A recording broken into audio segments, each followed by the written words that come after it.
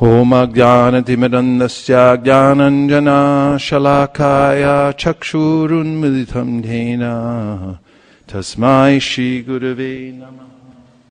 What's your name? Rishabh.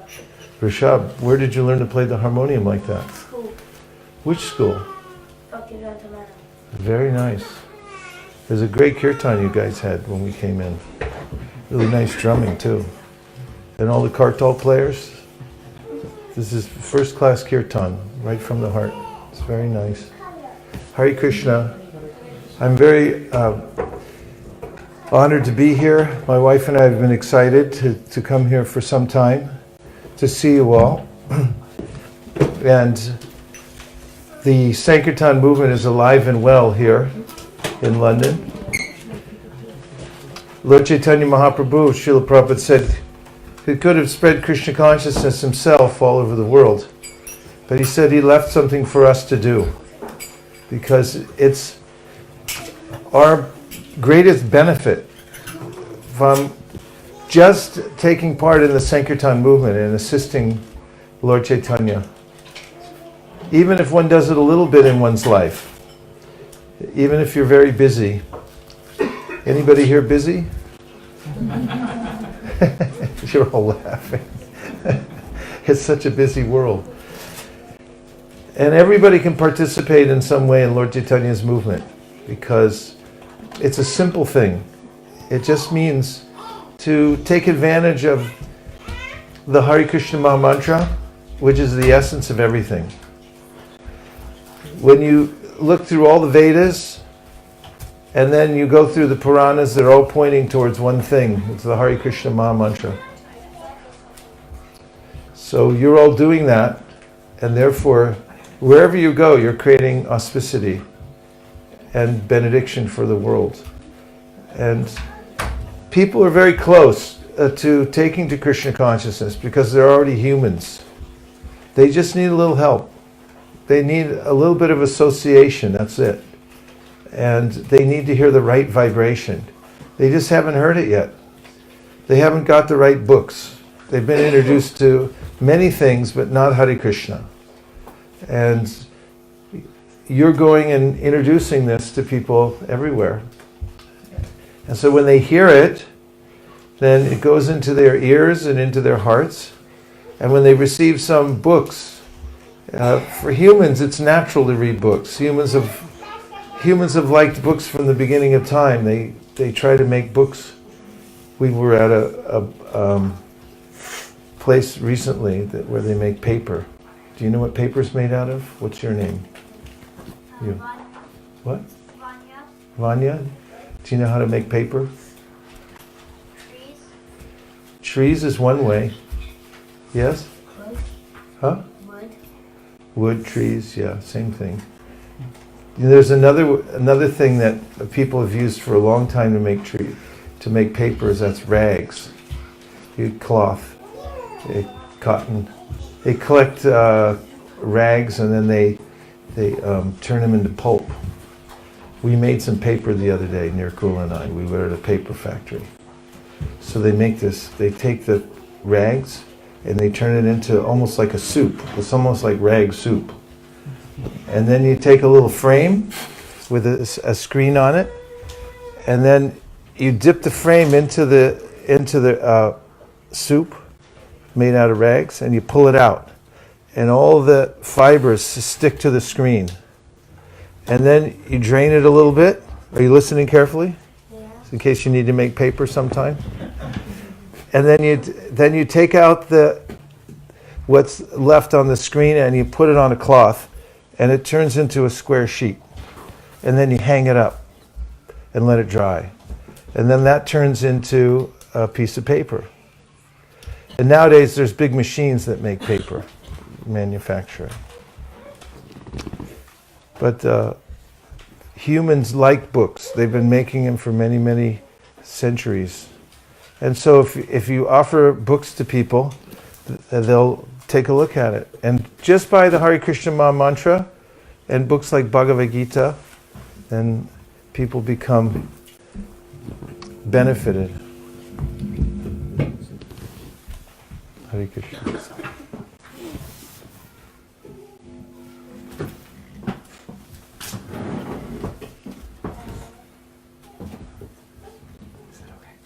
Yeah. Hare Krishna. So I heard a rumor that the kids are also going on Sankirtan now. Is that true? Yes, Maharaj. Lot of the children. Do you go? Yes. Where do you go? We go to houses to book distribute. You go to houses to distribute books? Yeah.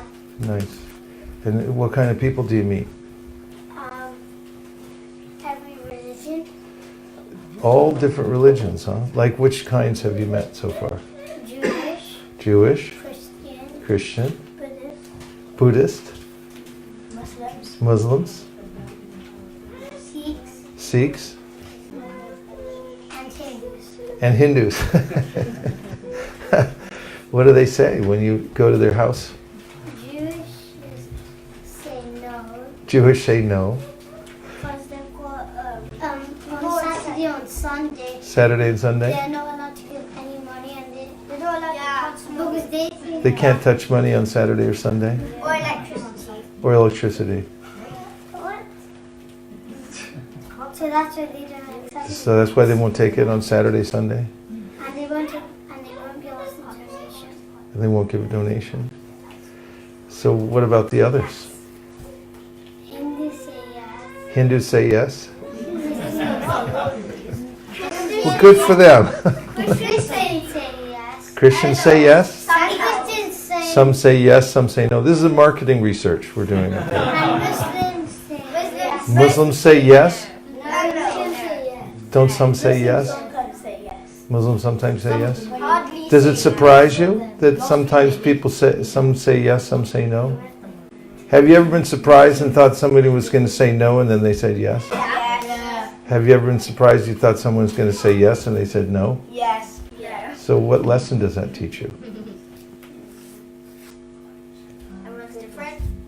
Everyone's different. Yeah, that's a good point. I like that. What else? What? Just be patient. Yeah, be patient. That's another thing. Just be patient. And also don't assume. You can't judge people by what their external condition is. There might be something different in their heart. You never know. It's a good experience, don't you think, going out and meeting people? Yeah. What else do you see when you're out there or notice about people or the world? People are different things. People are different? Yes? They're different religion, and some religions follow different festivals. Like Muslims follow Eid and they do Ramadan. What's eat? It's the end of Ramadan. What? End of Ramadan. Oh, it's the end of Ramadan. Yeah. You know, I know in the UK, the government's very interested in everybody being educated so they can be ecumenical. So I think they should send everybody on Sankirtan. Because that's the best way. You go around and meet people and you start to see that people are people. You know, Prabhupada said that when he came to America. He's after going around sometime and seeing how people live and the way they react to him teaching Krishna consciousness, he said he's seen that pretty much wherever you go, people are people. And you can't really judge exactly what they're going to do or say. You just have to reach out to them and try to make a connection. What do you all say when you meet people? Hello? Say hello? Is that what you said? Yeah. So what do they say when you say hello? Hello. Hello. They say hello back? Sometimes they Is that when you're going door to door or just anywhere? door to door. Door to door and? Or sometimes when we say hello, we're doing a book distribution. Can you all hear back We there? came from the Bhakti Vedanta one and we're distributing books. They just shut the door. So sometimes when you say, we've come from the Bhaktivedanta manor, is that what you said? To distribute books and then they shut the door on you? They say, I'm not interested when they just shut the door. How do you feel when they shut the door on you? What does it make you feel like? What? What? Just a cat. That they don't care? Yeah. So they're not interested. What? They're not interested. They're not interested? Sometimes when I've not even said hi, they just shut the door in my They don't even say hi, they shut the door and yeah. Sometimes when you tell them, they are actually interested, but then when you mention the money, then they kind of just change their mind. Yeah, now we're getting somewhere. Yeah, that happens a lot in the world. When it comes up to money, then people sometimes change their mind about things. That's an interesting point you make, because why is it that we ask people for money for the books anyway? Wow, a lot of hands here. Okay, yes. For the printing. For the printing, what else? To print more books. Print more books, same thing. Print more books. What? Print more books. Print more books? For donation for the Bhaktivedanta Manor. For donation for the Bhaktivedanta Manor. Yes. For helpless people, homeless. The helpless people, homeless. Okay, yes. Haveli. These are all things like why we're asking for the money. Here's something that I tell people when I'm going around and asking for donation. And this is by my personal realization and also what Prabhupada told us why we should ask for donations. This may be a little different. So reason we ask for donations is because it's for them. Because when somebody gives something for a book, then they'll take more interest in it. Like, have you ever gotten something for free and then you think it's not worth very much because someone just gave it to you? But if you have to work for it, or if you give something in return for it, then you might value it more. So that's one thing Prabhupada said about asking for donations. He said when they give some of their hard-earned money, then they'll walk away and they'll say, what is this rascal giving me? I paid my hard-earned $10 and now I should see what's in it. So when I ask for donations, I tell people, we don't need the money. The reason we ask is when you give something in return for spiritual knowledge, it connects you to the previous teachers who have passed it down. Yes? What about if they don't understand and if they're a different faith? What if they can't understand and they're of a different faith? What if they don't speak that language? What if they don't speak our language? Yeah. You mean English? Yeah.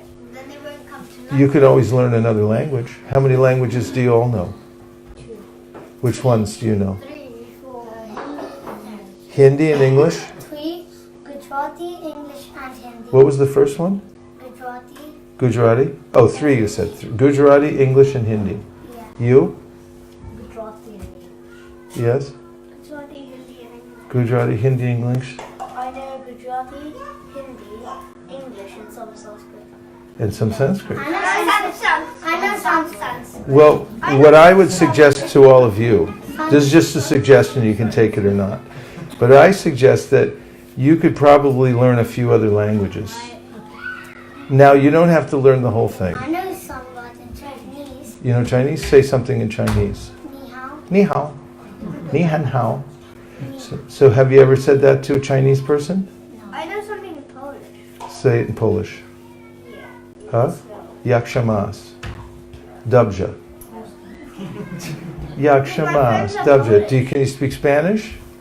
Hola. Who, you? Hola. Look it, we got a Spanish speaker here. What's your name? What's your name? What's your name? Daoji. What a nice name you have. Have you ever seen the Daoji in Vrindavan? Yeah. Oh, you went there, huh? No. You haven't been there, but Daoji's been there. Daoji, you learned a little Spanish at one time, but now you forgot it, right? It's like riding a bike. If once you learn, you can pick it back up again. The thing is, one of the keys to communicating with all different kinds of people from different cultures is if you know a few words in their language. So you know a little Chinese, Mandarin actually it's called, and you know Polish, you know French, Hindi and English. Hindi, French, Hindi, and English. So one thing is, now I'm going to answer your question about how to approach people, that we've made some cards you might be interested to know, and they have many different languages on them. And when you meet somebody that speaks a different language, how about Arabic? Can you speak Arabic? No. Salam alaikum. Yeah. Alaikum salam. Madhava kifelak. Alhamdulillah. Allah Akbar.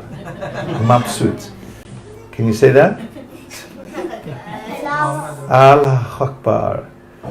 So if you meet somebody from that culture, I have a card for you that you can pull out. And the card's in Arabic.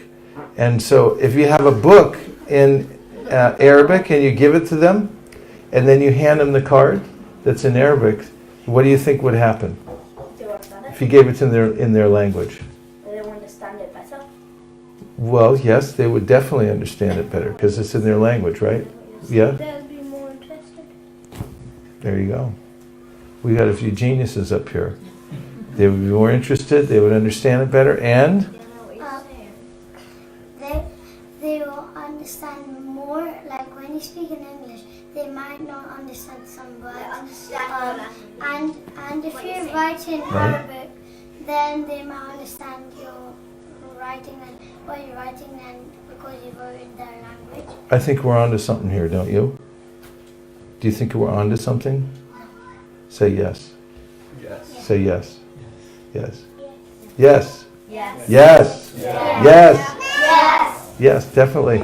Yeah, if you learn about people and you learn a little bit of their culture, and you speak in their own language, and if you know something about what their culture is and the way they think, then it makes it a lot easier to present to them, right? So we have books in different languages, and you can show them language. When we were in Jagannath Puri this year, we distributed, well, we had many devotees on our yatra that were from China and some from Japan. And everyone was engaged in distributing books in Jagannath Puri because during our yatra, we like to, besides going around and worshipping the various places where Mahaprabhu performed his Leela, we also like to distribute books along the way. So we brought 5,000 books for the 1 week that we were there. We had 100 devotees, and none of them spoke Aryan or Hindi. But we had these language cards, and then we had the books in Aryan and Hindi and Bengali. So when we met people from these different countries, I'll teach you a trick that we learned while we were there. Shall I? This will guarantee you can always sell a book to somebody from Arya, who speaks Arya. So what we do is, when we walk up to them, we take off our shoes before we talk to them. So it's better if you take shoes that you can kick off really fast. We kick off the shoes, and then what do you think they do? They take off their shoes. Because there's a custom in Orissa, as before you do something spiritual, you take your shoes off. So all day long, we walk up to people, we kick off our shoes, they kick their shoes off, and then we'd hand them a book in Aryan, and then we'd hand them the card, and on the card it says, all it says in Aryan is, please give a donation. And then they just give a donation. We distributed 5,000 books in 1 week. What do you think of that? What do you think about that? Yeah, what do you think about it? They distribute. Do you think that's good? Yes. What do you think? It's amazing. Spectacular. What? Everyone picked up their shoes around 5,000 times. There were 5,000 shoe kicks. Very good. You could be our accountant. You notice these details. Not That's very good. 10,000, but we got 2 shoes. You'll be in that department too. You two are the accounting department. 5,000 pairs of shoes and 10,000 single shoes. Okay, 20,000 shoes. very good. We should maybe have that on the newsletter also. How many shoe kicks there are. 10,000 shoes, single shoes together. Yeah, so my realization is that there's a key that can open everybody's heart. And you just have to learn what it is. And that's one of the mysteries of book distribution, is learning about the ways in which you can open people's hearts. There's various ways to do it. Because sometimes you see somebody who's brand new and they're coming up to people and they're talking to them, and then the people say no, but then somebody with more experience who knows how to open their heart will walk up to them and they'll say yes. So some of it has to do with your ability to open people's hearts. So, how is everybody? Very nice. What's making your life so great? Let's hear a few things. What is it about your life that is great? You start. Yes. Seeing you, Prabhu. What can be better than that? Well, it's our great honor to be here, because meeting like this for the purpose of talking about Krishna is the perfection of life, and it's not that hard, to get together. It's actually pleasing. The Bhagavatam says, Satam prasangam amavirya samvido bhavanti hrit karna rasayana kata taj joshana dashu apavarga vartmani shradaratir bhaktir anukramishati. You know Sanskrit, right? Okay, well, this verse it starts off with the word satam. So in this case, satam means the devotees, because the devotees are sat, and they're living according to the truth, and they're truthful. So satam prasangam mamavirya sambido. The verse says that if you can have a sangha with those who are truthful, those who are living in the truth, and the highest truth is reality, distinguished from illusion for the welfare of all. Okay, repeat after me. The highest truth is reality, distinguished from illusion, for the welfare of all. The highest truth is reality, distinguished from illusion, for the welfare of all. The highest truth is reality, distinguished from illusion, for the welfare of all. Try it. But try to make a few mistakes, otherwise we'll get really upset. The truth is the reality, distinguished from the illusion, for the welfare of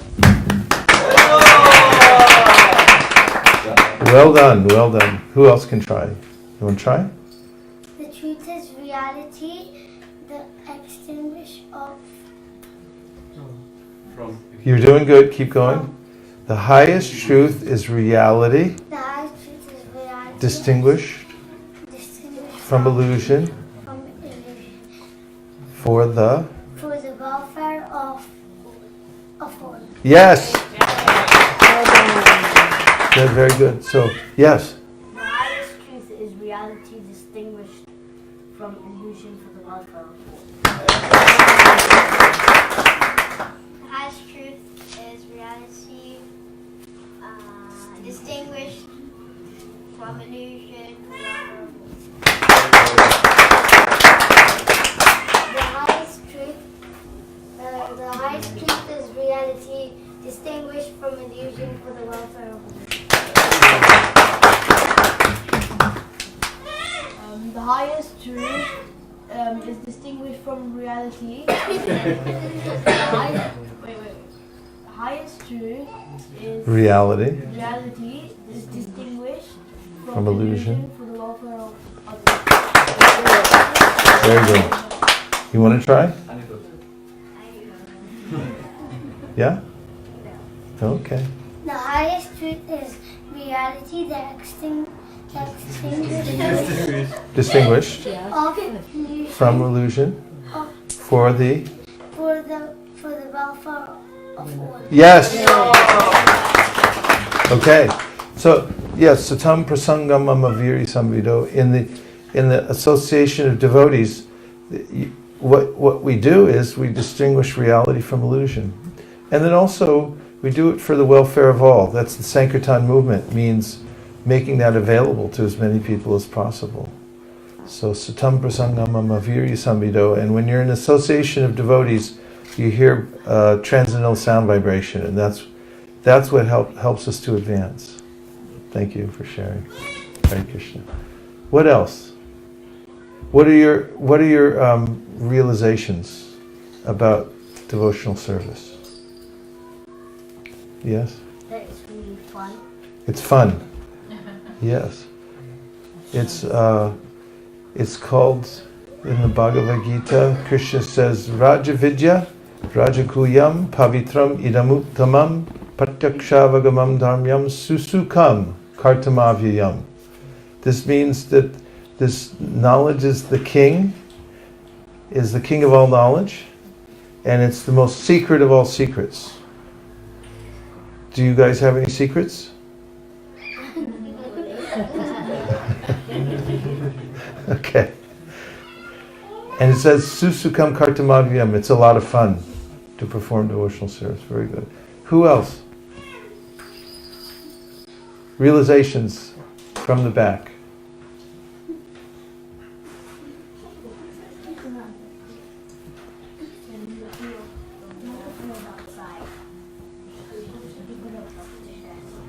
Share your latest realizations.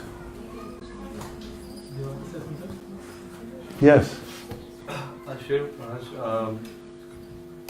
Personally, I feel ever since we started going out on book distribution, in many years ago, we used to go out as a family and do book distribution.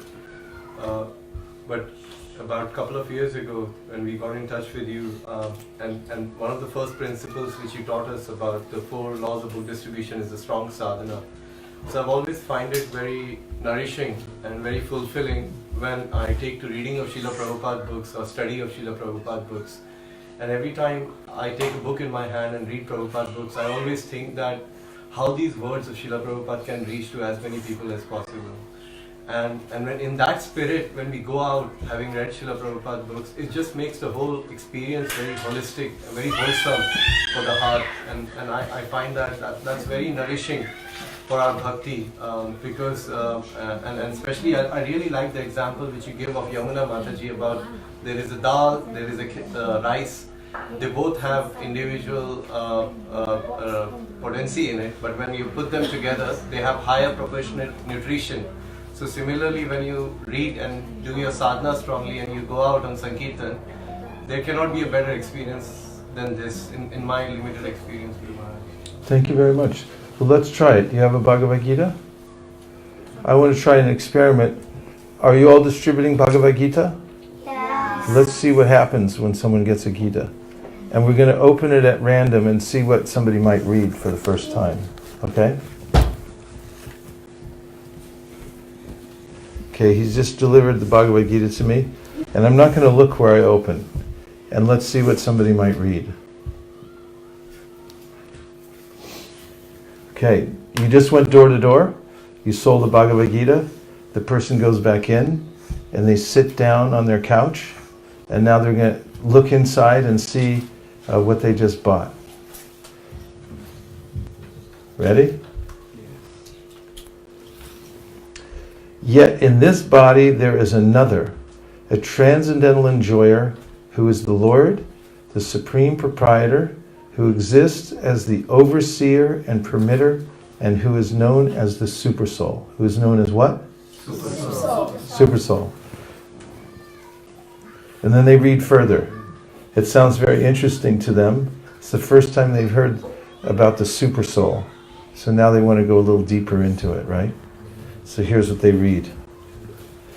It is stated here that the Supersoul, who is always with the individual soul, is the representation of the Supreme Lord. He is not an ordinary living entity. Because the monist philosophers take the knower of the body to be one, they think that there is no difference between the Supersoul and the individual soul. To clarify this, the Lord says that He is represented as the Paramatma in every body.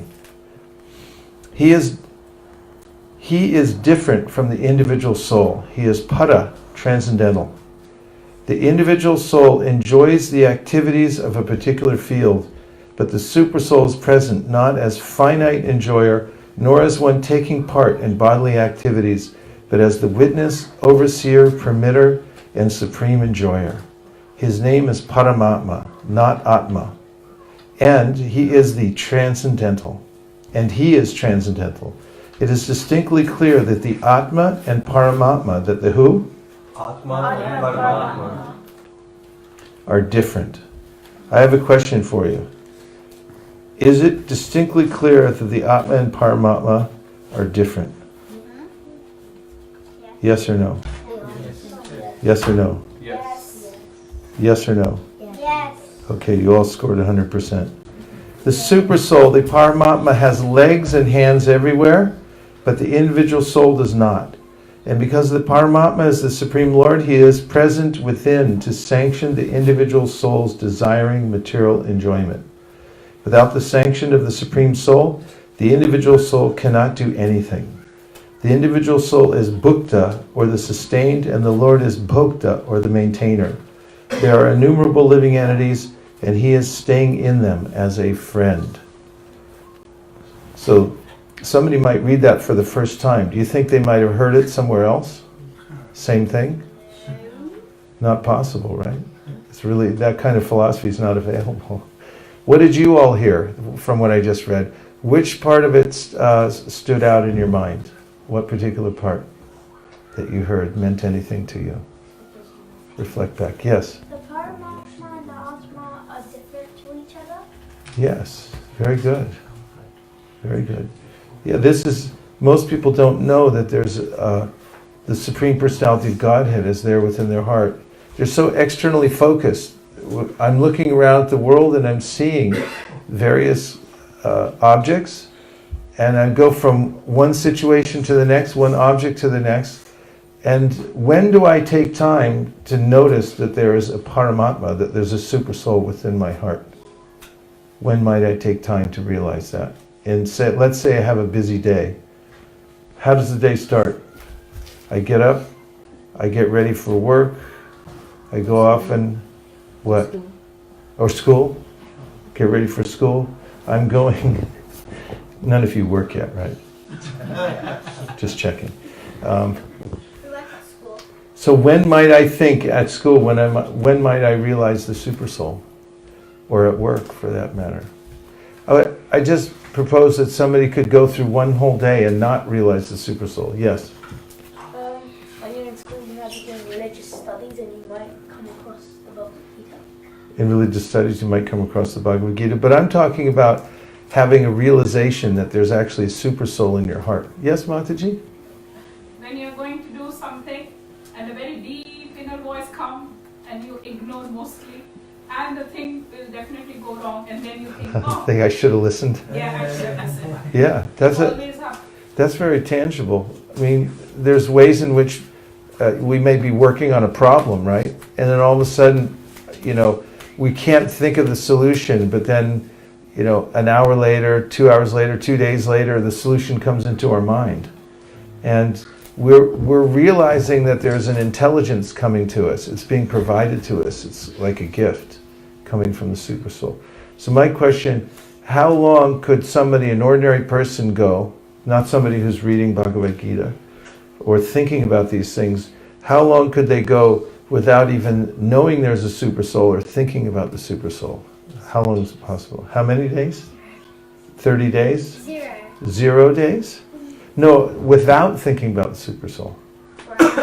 Forever. Like you want the name, that feeling, no? Were you a yogi in your last life? No. Are you sure?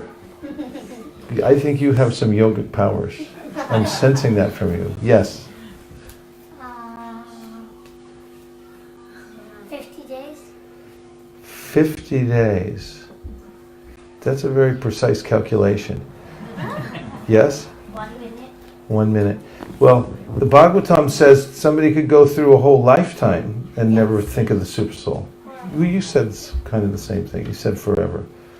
So it's possible to ignore Krishna if it's possible to ignore him for 1 minute, it's possible to do it for a day. If it's possible to do it today, you could do it for a week or a month or a year or a lifetime or many lifetimes or unlimited lifetimes. You could just ignore the fact that there's a super soul within the heart. So Krishna consciousness is pretty simple. It means realizing that there's an overseer and a permitter, somebody who's actually supplying us with intelligence. And he's called Sakshi. He's the witness. He's witnessing all our activities, seeing everything that we do. What else did you hear?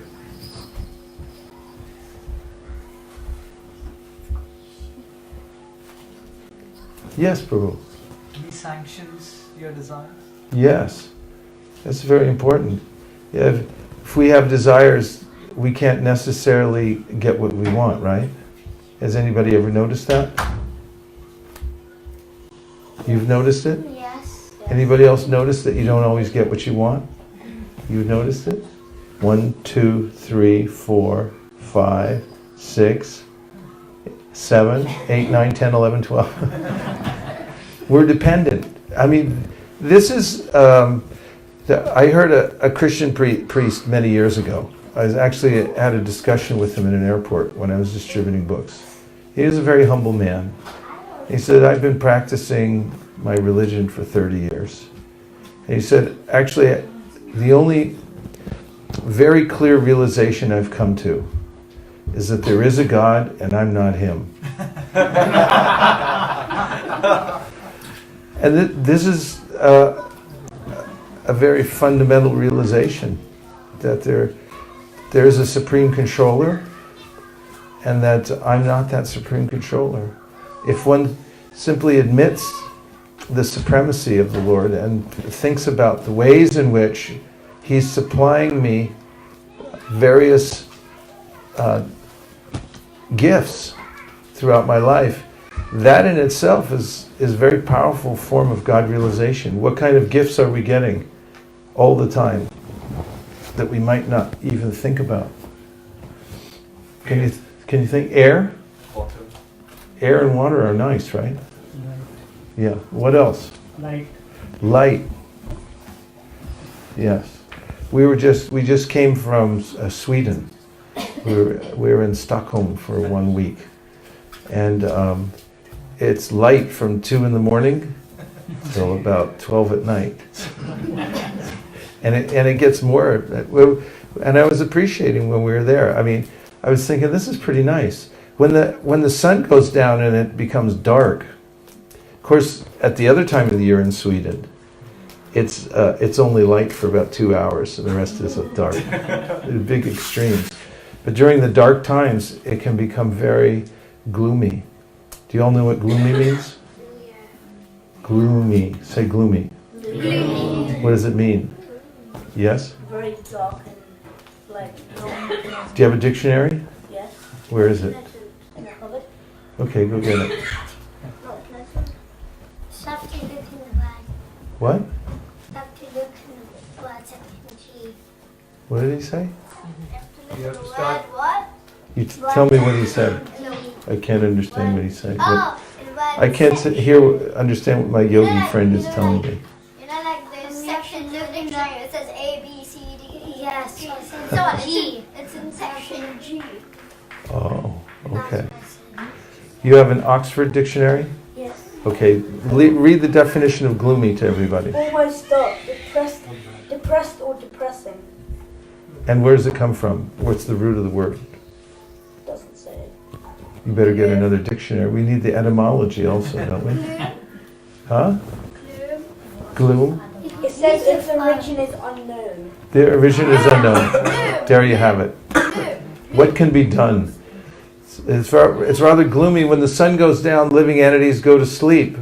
Actually, scientists don't even know what sleep is, except that we give up when the light isn't there, because that's Krishna's representative in the material world.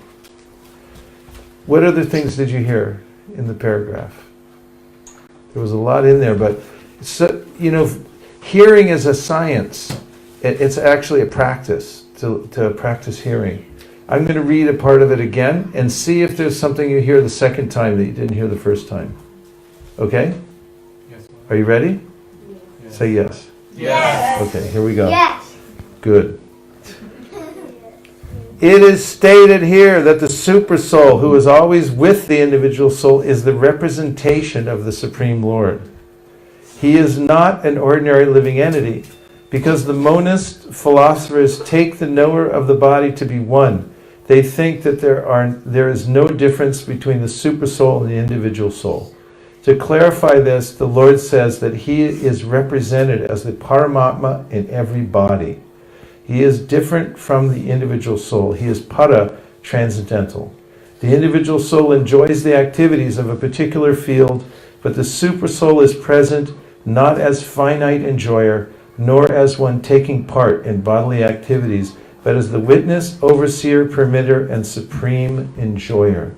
His name is Paramatma, not Atma, and he is transcendental. It is distinctly clear that the Atma and Paramatma are different.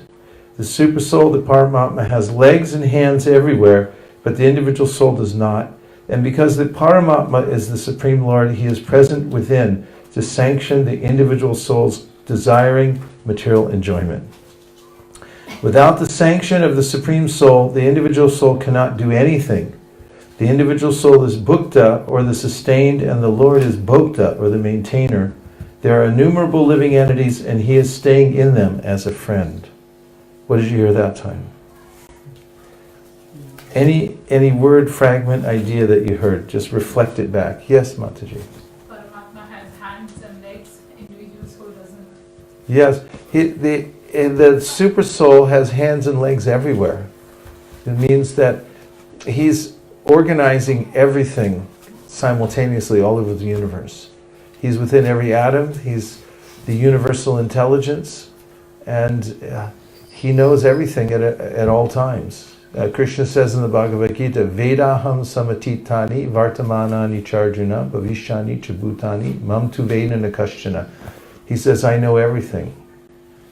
Have you ever met anybody that said, I know everything? We met a guy once, we were going door to door. So, uh-oh. Look, it's right in the outside pocket here. We were going door to door, and the man came out and he saw that we had books, and he said, he looked and he said, I know everything. And so I went and got all the other devotees because I wanted them to meet somebody who knows everything. But we were a little disappointed because he didn't actually know everything. What other things did you hear? Yes? That the super soul has many hands and legs. That's right. Super soul And has the soul unlimited doesn't- hands. His hands and legs are everywhere. And the Yes? soul doesn't have any hands or legs. It's only got Well- one pair of feet. What's One that? hand, Yes. one pair of hands, one pair of legs.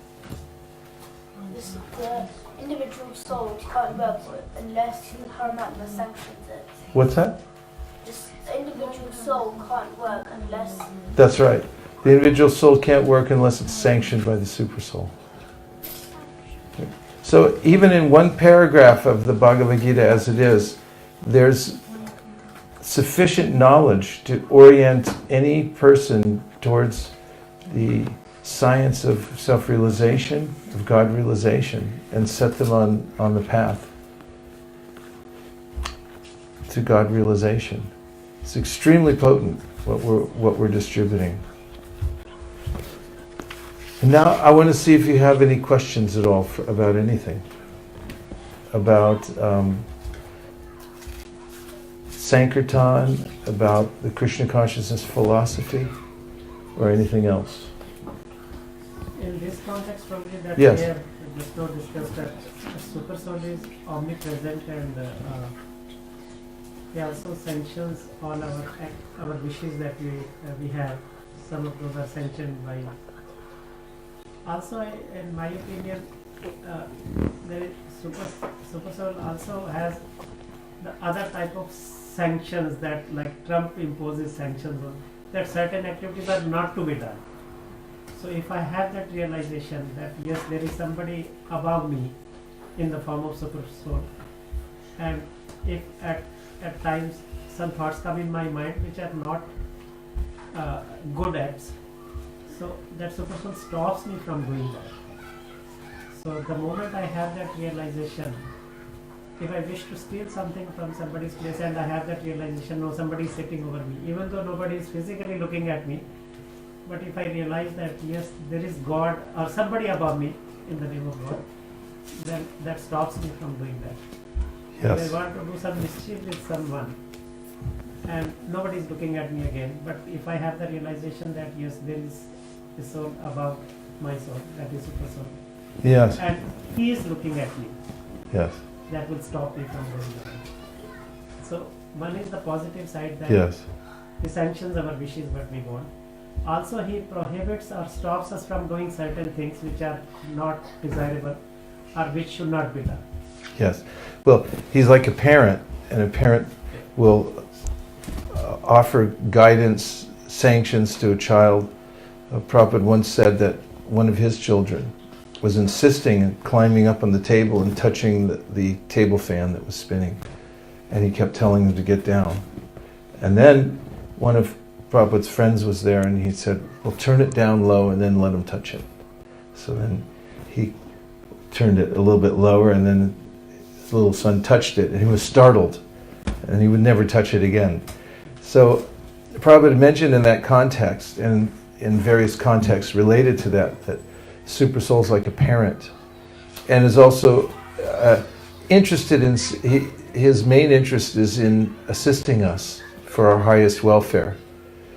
But if we don't listen, then he allows us to go our own way, because he says in the Gita, Samoham sarvabhuteshu name dveshosti napriya, that I'm equal to all living entities. And he's permitting, if I want to do something that is against his will or against my own interests, then he can even provide facility. He is providing facility, but reluctantly. But those who become more in tune with the Super Soul understand that in a more profound and acute way, what you're saying, that he's actually there witnessing what I'm doing, and they become very much in tune with pleasing the Super Soul, doing what Krishna wants to do, rather than what I think I should do, taking Krishna's plan. That was a really helpful realization that you shared with all of us. Thank you. What else? Any other questions? Yes. What is like your trick of getting people to like get the books, except for kind of like knowing something of their language or religion? Just telling that. The trick? Well, the main trick is to be to chant good rounds. And when you chant really good rounds, how do you feel? Kind of happy. Yes, that's it. That's the key. If you feel happy, if you feel naturally spiritually happy, people will look at you and they'll think, what do you have that I don't have? Because everybody's looking for happiness. And if you have a sense of detachment and happiness in your heart when you're moving about the world, this is the real trick. Because then it's natural that people become attracted to you. I found something very interesting. When I'm detached, when I'm on Sankirtan, that people become more interested in what I have. And when I'm attached, and I have a fruit of desire, or I'm thinking I should be able to control these people, they should do what I say, then they become repelled. Living entities are very subtle, and they can pick up on the fact that we're feeling spiritually happy.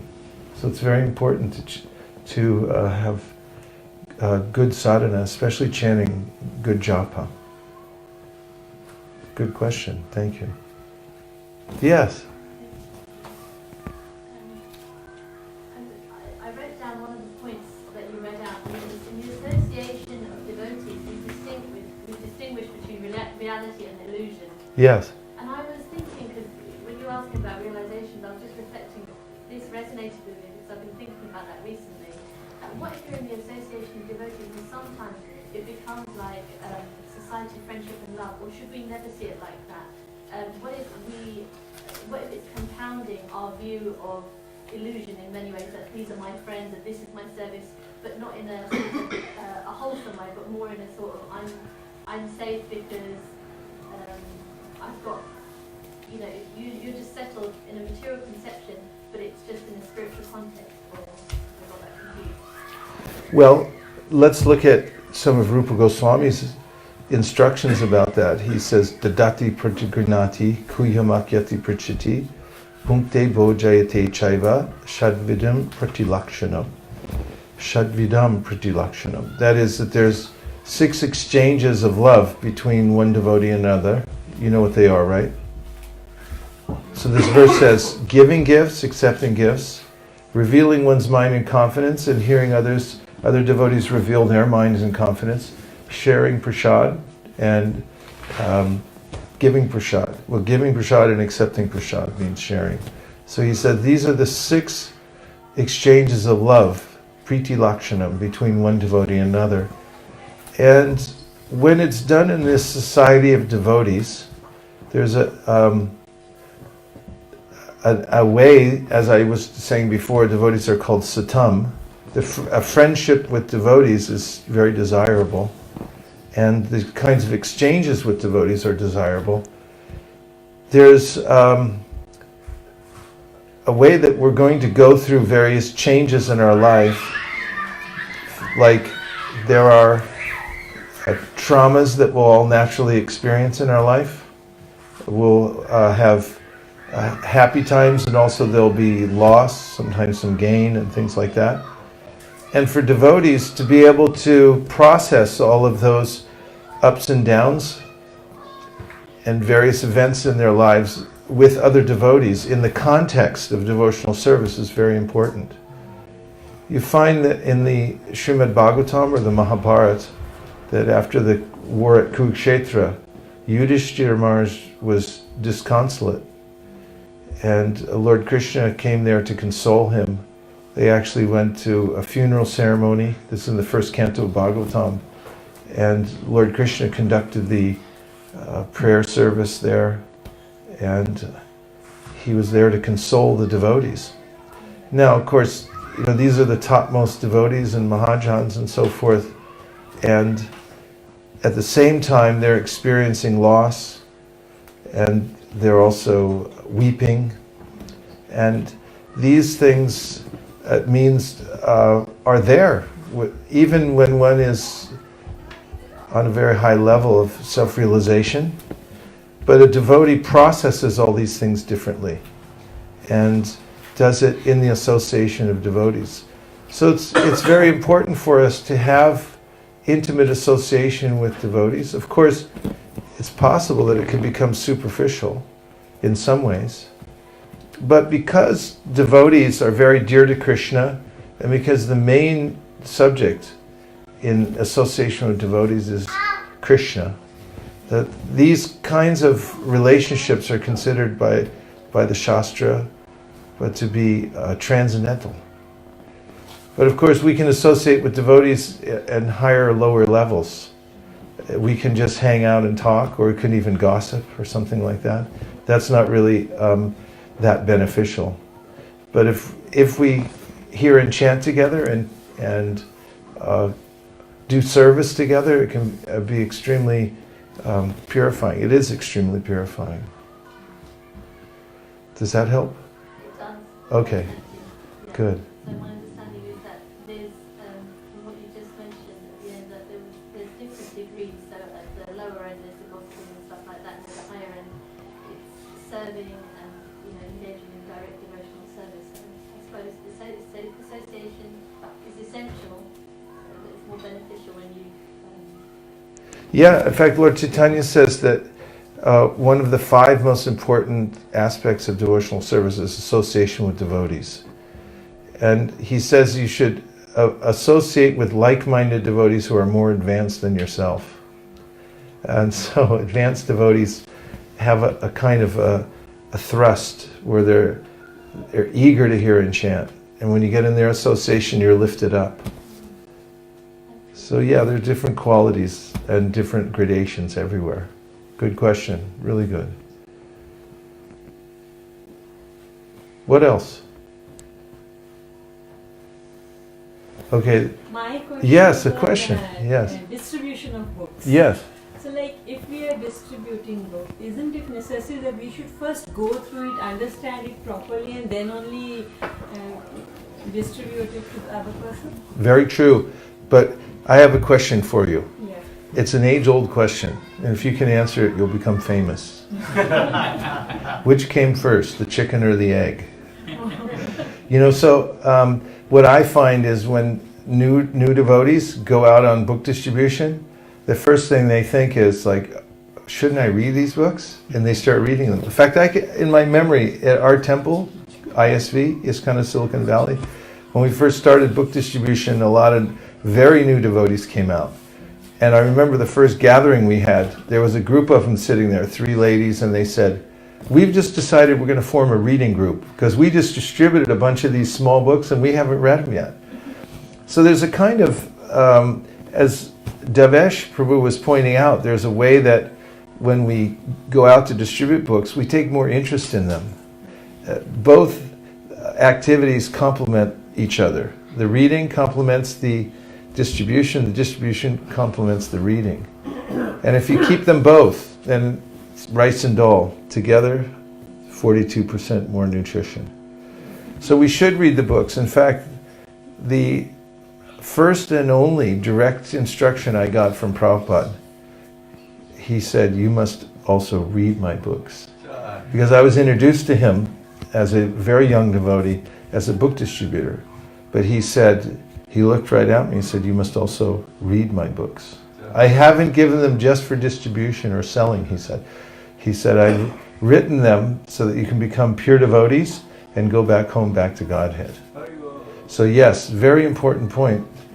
But if you do both, then you'll find that there's a synergy, complementary nature to both things. Oftentimes when we hear and chant, we walk away with more questions than answers. That's good, because we'll never come to the end of it. You're not going to solve the problem and say, now I understand Krishna. If you can, he's not God. Because God can't be understood by anybody. By the intelligence, you can't understand him. But you can become more and more appreciative of him by hearing and chanting. And when you hear and chant in the association of devotees who are very deeply involved in the process of Krishna consciousness, you start hearing things that you never heard before, as thinking of questions you didn't have before. And you become a deeper appreciator of Krishna and have deeper questions. Yes, Devesh. Similar to Rashmi Mataji's point, I was speaking a few days ago to Sutapa Prabhu at the temple. So yes. He was saying that during the course of time when the new devotees go out on Sankirtan, and they may have not read so much Srila Prabhupada books, and there was a point made, I think it was Thakur Prabhu or Nikhil Prabhu, he was saying that there comes a point where when you look at that the people are actually in want of the knowledge and they are really suffering and struggling, you develop an greed and eagerness actually to appreciate that knowledge even more of what you're giving. And in the process of doing so, as you said very rightly, you actually develop hankering for reading Srila Prabhupada books even more so that you can profoundly and profusely distribute them. Yes. So that was something nice. Yes. Very good. Yes, Mataji. Hare Krishna. Maharaj, actually, I don't know whether it's correct I should ask in front of kids. Because my main problem is time. I feel time is of essence, having small kids and being a working mom. When they all go on Friday, I find my couch to be very attractive. And really, Maharaj, motivating myself and going out and things, I really want to actually seek advice how to actually pray or motivate myself. Even though my heart is there, I read their stories, it is so inspiring. I feel like going out. But when the Friday comes, again the couch is more attractive and I just feel no, my body is just knackered. I just want to put my feet down. And I always think, okay, next time. But I think the next time is not coming. I think sometimes I'm just taking the excuse of, that I'm a working or I have small kids. I don't know. I mean, I'm well, let's look at it. So let's see if it's time or taste. Because sometimes we say, I don't have time, but we could say, just theoretically, but at the same, I also appreciate what you're saying very deeply, because when you have kids and you have a household to manage, you cook, clean, so many things you have to do. It's one of the hardest services that you can have. And it is a very important service. It's the backbone of society. At the same time, we say, I don't have time, or we could say, I don't have taste. And I think you're, trying to see which one it is. So let's say Friday comes along. What time is it when you have the opportunity to go out on Fridays? I don't. No, but what's the time when you say that the couch looks more attractive than going out? What's When it's that time, because you come back from work around 4 o'clock and they all go around 5:30. 6:30. Okay, say 6:30 comes and you think the couch looks attractive because you have a little time to relax, right? So what if somebody called you and said, we just discovered you had an inheritance for £1 billion and you just have to pick it up in the next hour?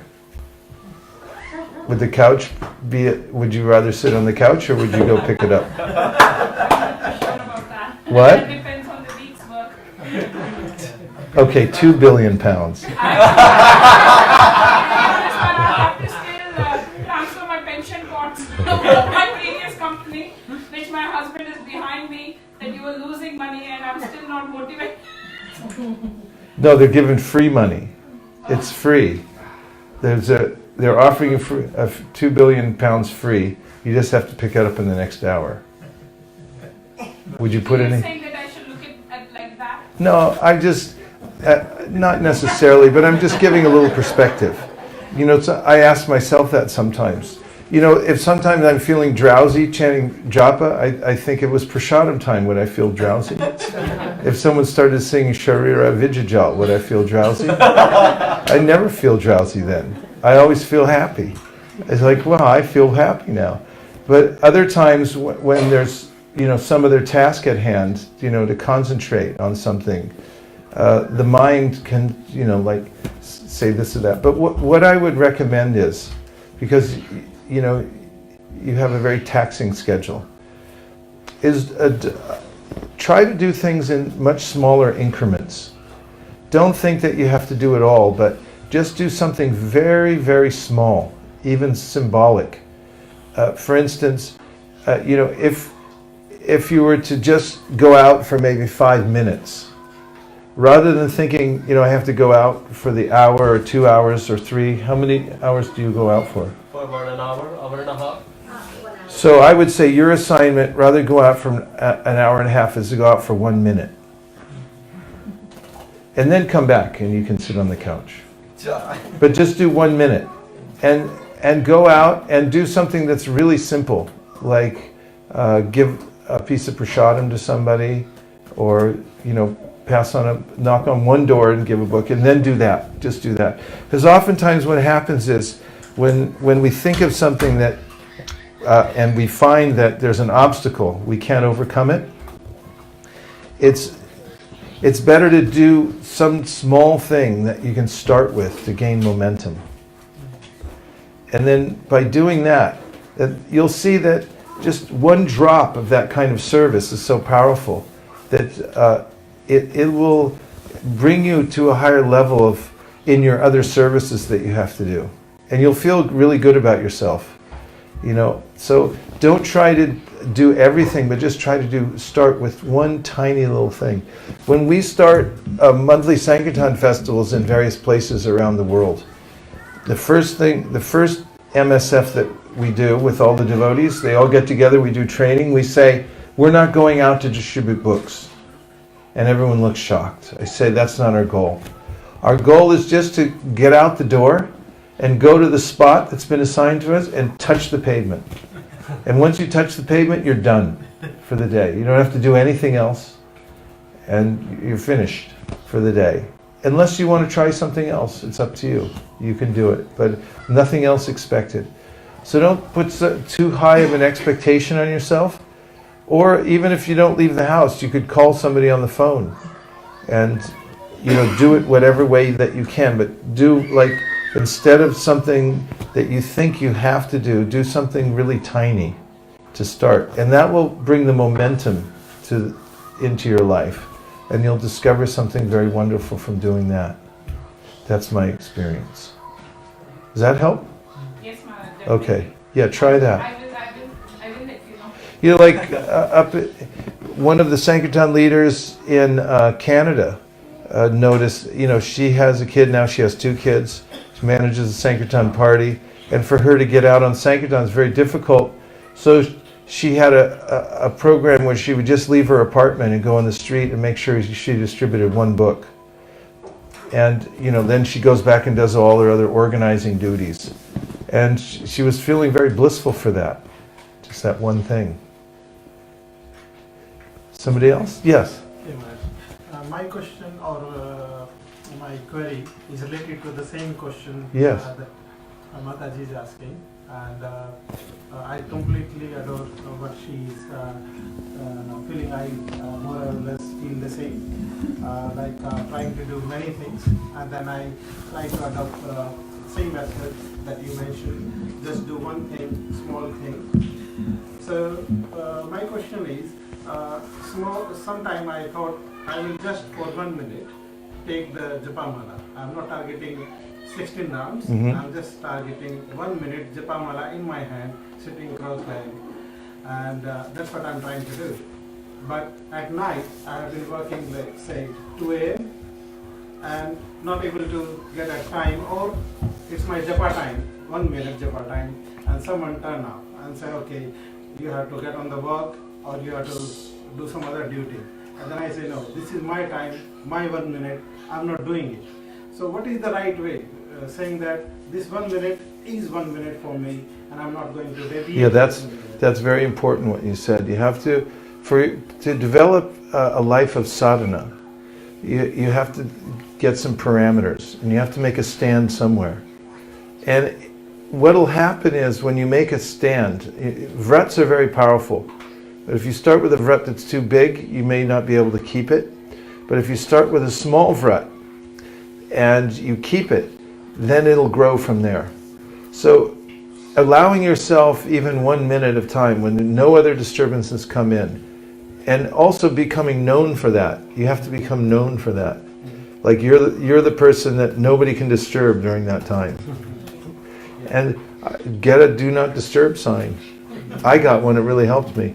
You put it on your door and make that your time. Be very demonstrative about it because you have to guard that. From that little vrat, like I'm preserving that time, it'll grow. It grows into something much greater. So you can start with that. It's like a wedge. A wedge starts with a very thin end, right? But if you keep pushing little bit, then it opens up for you a wider gap. So it is important to claim your time. How many, here in UK, how many hours do you get in a day? None. California. Touche, very good. Then you have to get your time back. Actually, Bhagavatam points out our time's really meant for Krishna. And everybody gets the same amount of time. So ultimately it's our responsibility. We have to take responsibility. You may not be able to get it all at once, but do take a stand and be very, very strict about claiming the time that you've allotted for yourself to do your sadhana. And then it'll make a place for you. Krishna will make a place for you. Okay? Yeah. But an extension of that. You're next. In our day-to-day activities, we keep doing so many things in the office, at home. Mind and hands, they work in tandem, but we think we do. But when it comes to doing the japa, suddenly the mind travels to Silicon Valley or it goes to New Delhi. In a minute's time, less than a minute's time, it travels so many places. Yeah. When it comes to doing how to control this and concentrate on. Prabhuji has said 1 minute. I appreciate at least 1 minute is also great as long as we are able to concentrate on that. Yes, it's very important point. In fact, I was sitting chanting japa this morning in Korsnäsgård, which is in Sweden, and I had this realization. I'm going to read it to you, if you'll allow. Yeah, I actually stopped and took out my notebook to write this while I was chanting japa. It's only 2 lines. Distraction is torture. Focus is nectar. Have you ever noticed, like in school, have you ever, like a kid in school, if you're not focused on the subject matter, if you're not interested in what the teacher's saying, you could be looking at the clock. I can remember this being in junior high school, and the teacher was saying something and I was like, I really don't care. But then the clock wouldn't move. I was like, why doesn't the clock move? And at other times when, there was something that I really enjoyed going on, And it's like, why did the clock go so fast? I thought it was like a minute. And so if we're able to focus on the holy name when we're chanting, we can actually catch on, and it will take us somewhere. And we'll be so far gone by that, being taken by the hand by the holy name somewhere, that we'll become fascinated by it. And the time for our japa will expand, and we'll feel that we are, or I should say, contract. In a relative sense, we'll feel like that was over quickly, and our taste will increase. So focus is a practice. It's a very beneficial thing. Nowadays, there are a lot of distractions in the world. One of them is screens, because I've noticed this, when there's screens, there's a lot of pop-ups. Do you all have pop-ups on your screen? Who thought of that? That's not a good idea for the human mind. You're looking at one thing, and then 5 other things pop up in a minute. Is that a good idea? At least not from the point of view of focus or yogis or anything like that. This is a major distraction. So, and then there are a lot of things designed just to keep your mind absorbed in nothing. So if you practice a little bit of focus every day, and you can catch the nectar in the focus, that by focusing I actually feel happy, I feel satisfied, the mind feels satisfied. In the Gita, Krishna says, Vyavasyatmika buddhir ekeha kuranandana bahu shaka hinantashta buddhayo vyavasayinam. He said to do this Krishna consciousness properly, you have to be able to focus your mind on one subject. Otherwise, bahu shaka, it branches out into a million different places, and then you're nowhere. You're everywhere, but you're nowhere.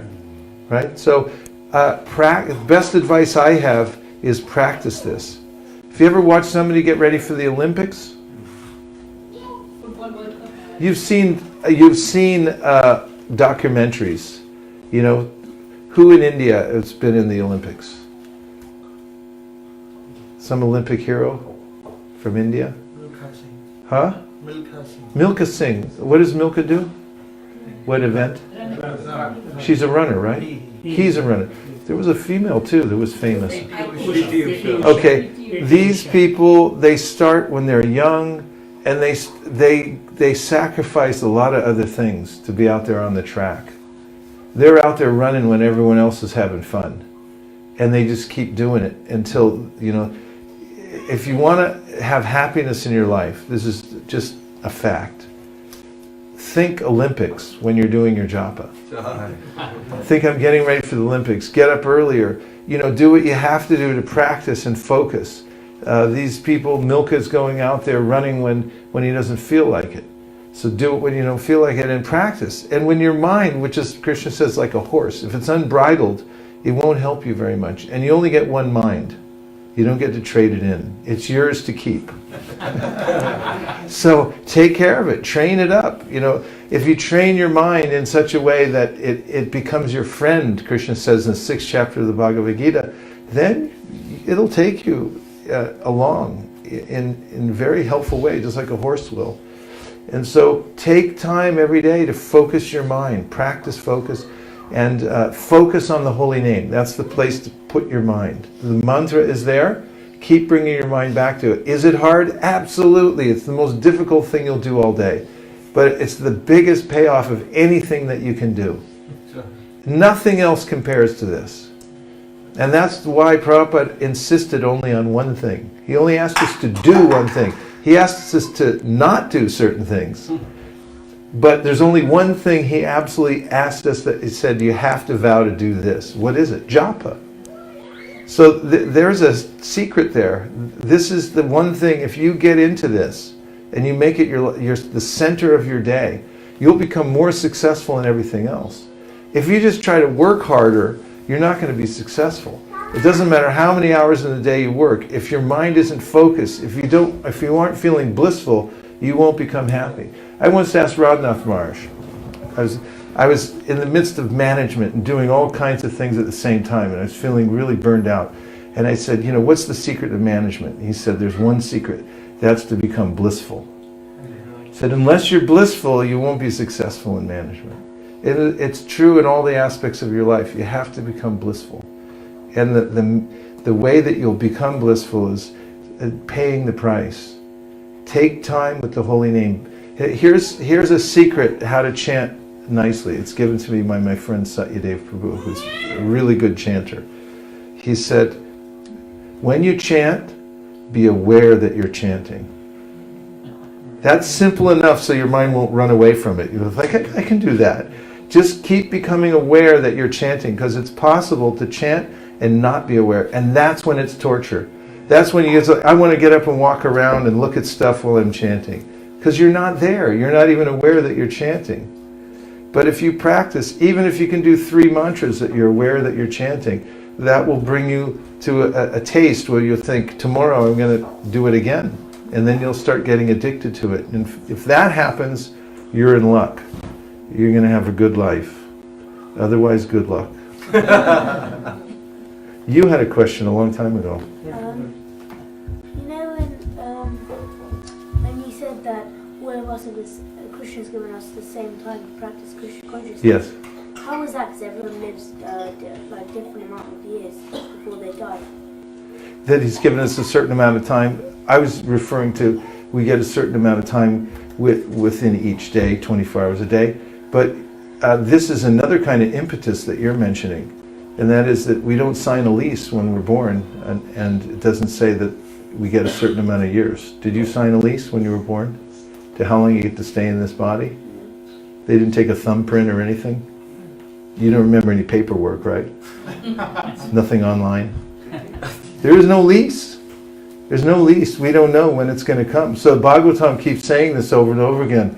You don't know what you're going to get. Prahlad Maharaj says, Komara acharet pragno dharmam bhagavatam iha durlabham manasam janma tarapya dhruvam apya dhruvam.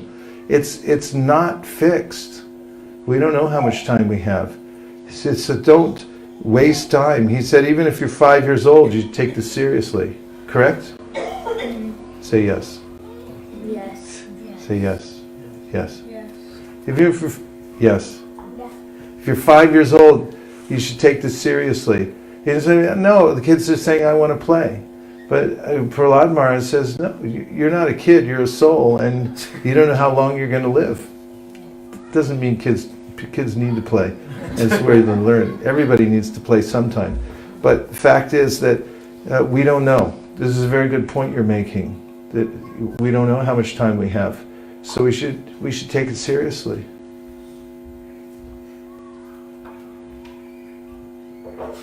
What are the things? We should have a kirtan. Yes. Okay? Yes, sir. All right. I'm going to sit down here. Do you have anything that resembles a zafu? I do have a zafu, but it has to be inflated.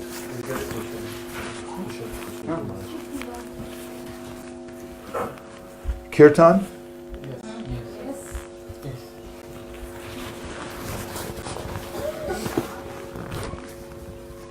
We have questions. Okay. Thank you.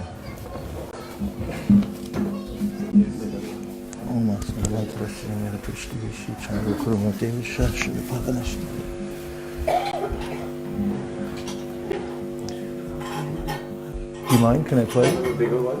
Yeah, I've got it. We'll get a bigger one now. Okay.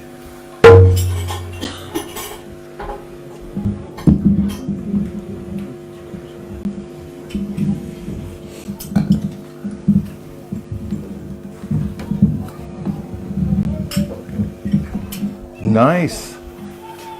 Will you play this one? Sometimes. Okay. Thank you. You know how to tune a drum? No. Do you have an Achman? Yes. Here, I'll show you. So half of the secret of playing the mridanga is tuning it first. It's 50%. If it's too high, it doesn't have the sweet sound. So you take a little bit of water, and there's a rim, and you put a drop. Here, you do it. Put a drop right here so it doesn't touch the gob. and then run it around with your finger. Maybe do one more drop.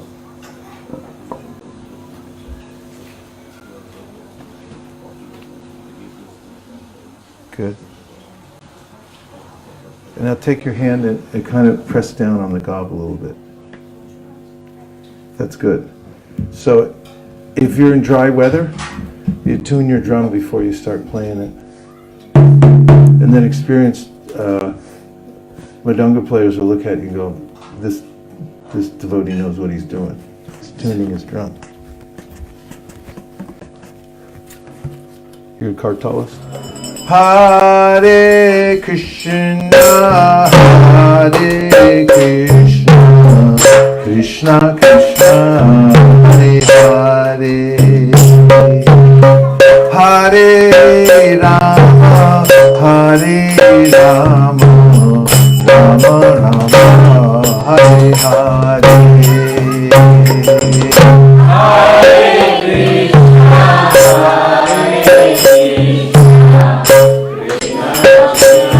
Hare Hare,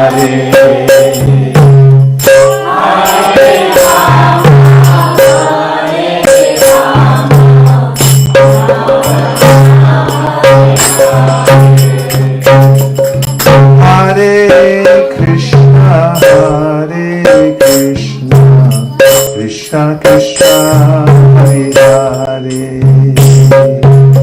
Hare Rama, Hare Rama, Rama Rama, Hare Hare.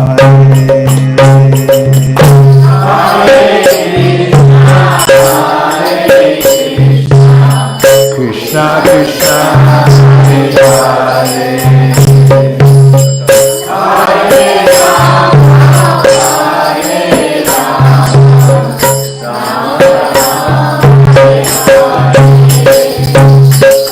Hare Krishna, Hare Krishna, Krishna Krishna, Hare Hare, Hare Rama, Hare Rama, Rama Rama, Hare Hare. Hare Krishna, Hare Krishna, Krishna Krishna, Hare Hare, Hare Rama, Hare Rama, Rama Rama, Hare Hare.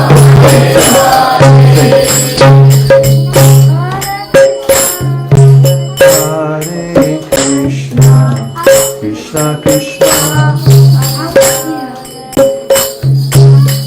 Hare Rama, Hare Rama.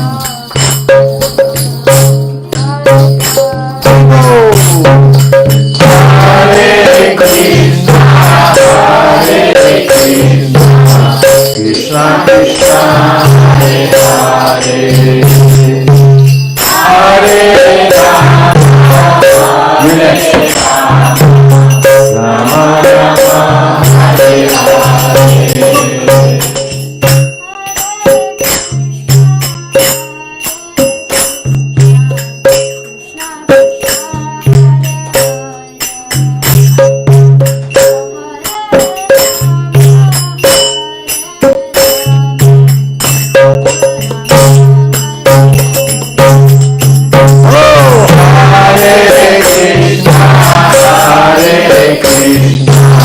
Krishna Krishna, Hare Hare. Together. Hare Rama, Hare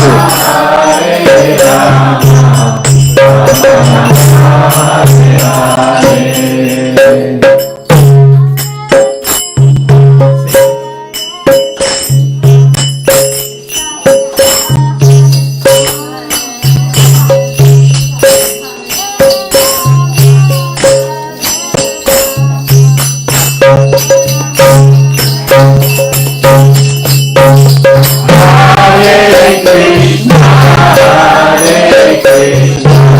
You did good. Hare Hare, Hare Rama, Hare Rama, Rama Rama, Hare Hare.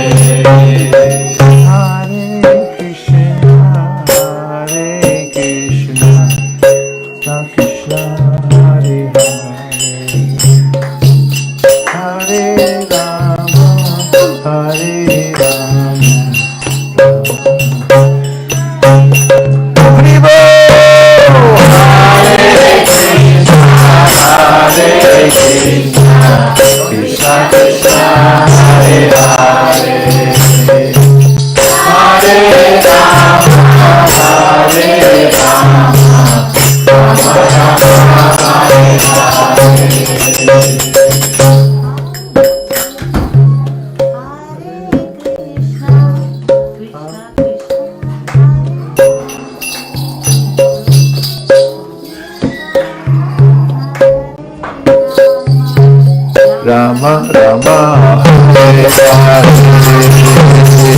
Hare Krishna Hare Krishna Krishna Krishna Hare Hare Hare Rama Hare Rama Hare Hare Krishna Hare Krishna Krishna Krishna Hare Hare Hare Rama Hare Rama Rama Rama Hare Hare Hare Krishna Hare Krishna Krishna Krishna Hare Hare Hare Rama Hare Rama Rama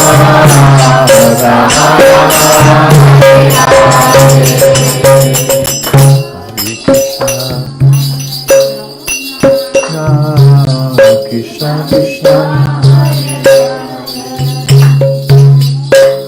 Rama Hare Rama Rama Rama Hare Hare Hare Krishna Hare Krishna Krishna Krishna Hare Hare Hare Rama Hare Rama Rama Rama Hare Hare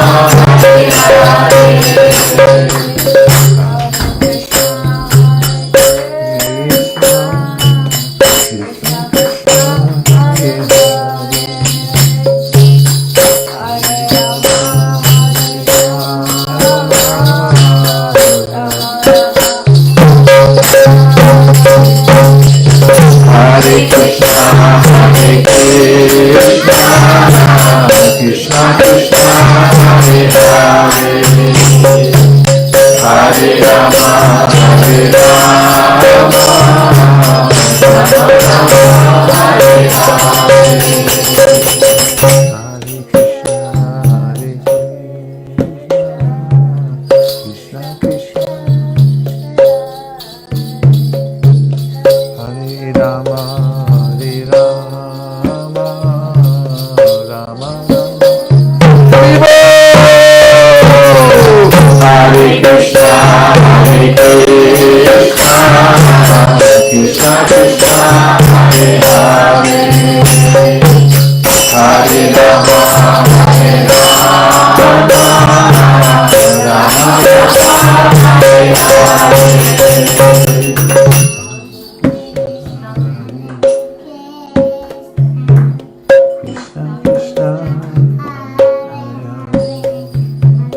Hare Rama, Hare Rama, Rama Rama, Hare Hare. Hare Krishna, Hare Krishna, Krishna Krishna, Hare Hare. Hare Rama, Hare Rama,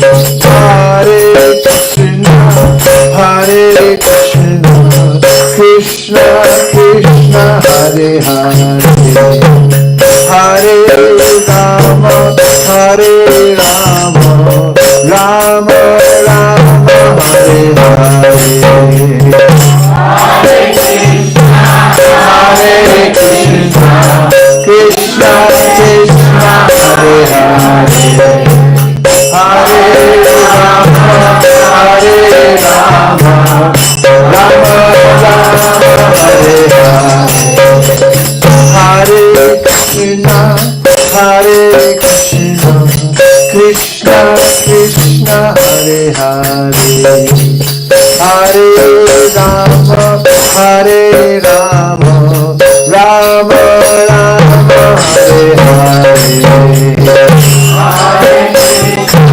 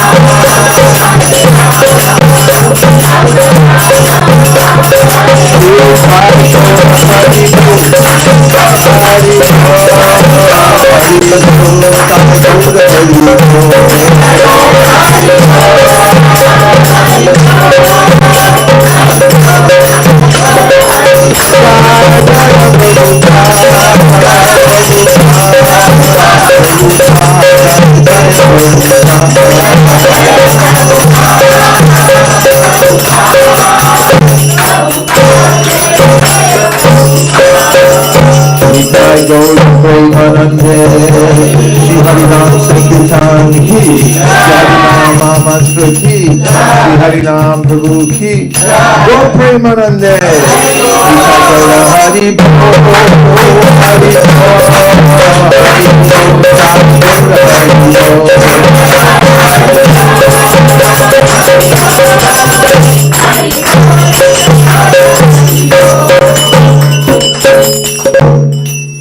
I'll just tell you a secret before we end, and that is that you were all born here in this world to spread the Sankirtan movement. I know you have many other things that you have to do. That's inconsequential. You'll do those things anyway because you have the ability to do them, and you have to do so many things just to stay alive. But the real reason that you were born on this planet is to spread the Sankirtan movement. And I will also predict, and I've done so accurately in many, many other places, that this particular group will become one of the most successful hubs for Sankirtan book distribution in the world. And I'm not saying that just to encourage you, although you may find it encouraging, but it's just a fact. First of all, what I told you about you being born here for the Sankirtan movement is a fact because it's in the scripture. It's in the 11th canto of Srimad Bhagavatam, that there will be many souls born in this world specifically to help spread the Sankirtan movement, and that they just happen to come from Bharat. So make no mistake about it, you have a higher purpose, and that is very specifically for helping the world, doing para upakar, and very specifically in spreading the Sankirtan movement. At this particular time, you have in your hands all the tools you need to do it, and that includes the acumen that you have naturally by your birth and that you've developed over your lives because of the culture you come from, which is extremely upwardly mobile. So apply yourselves to this one thing to the best of your ability, and all your success will be there, all your fortune will be there, and all the other problems that will inevitably be there will be greatly minimized. And you'll have the wherewithal to deal with all the other things that happen in your life, because you'll have the greatest treasure, which is your due contribution to the Sankirtan movement. So I'm very impressed with what you're doing, coming together to chant the holy names. These kids also are going to be great leaders in the Sankirtan movement. They grow up really fast. And what I heard from them going door to door, and the realizations that you all shared with me from the very beginning about that, they were very astute, actually. Most kids don't get this opportunity. They may go all the way through Harvard or whatever, Cambridge or whatever it is over here, without having the kinds of realizations that these kids are getting at a very early age, about the differences in people, about how to handle it when somebody slams a door in your face, because that's going to happen in life. And these kids are going to be prepared for it because they've already done it. This is way better than an MBA. It actually gives them street smarts and knows how to deal with the world. So what you have here is the hub for an explosion of the Sankirtan movement. Everything's in place. Just take advantage of it. To the best of your ability, even if it's only 1 minute, a week, or a month, that's enough. That's enough to do some major damage to Kali Yuga. Make no mistake about it. You can definitely participate at that level and still be recognized by Lord Chaitanya for having made a huge contribution to the Sankirtan movement. So don't worry. Do what you can with what you have, and it will combust. It will turn into something that's beyond your imagination. So stick together and do this, and keep doing it, and don't stop.